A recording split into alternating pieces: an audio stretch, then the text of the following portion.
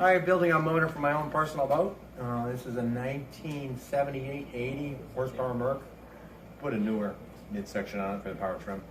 Decided to put all new ignition systems on it, even though I have plenty of used parts.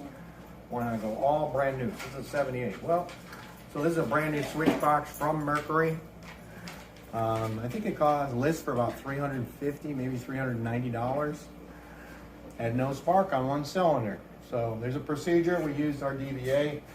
We tested every other component. We tested the trigger and the stator. They all tested good, and generally the procedure is to test them with special output, peak output. It is a special meter we use.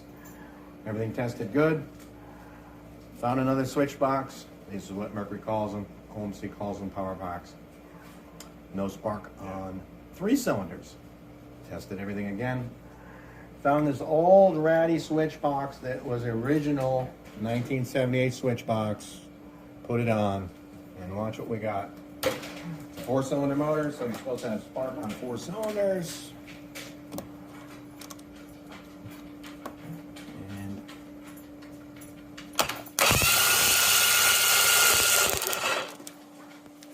so, new parts aren't always good. And another problem is when you're troubleshooting, the worst thing you can do is assume that because it's new, it's good.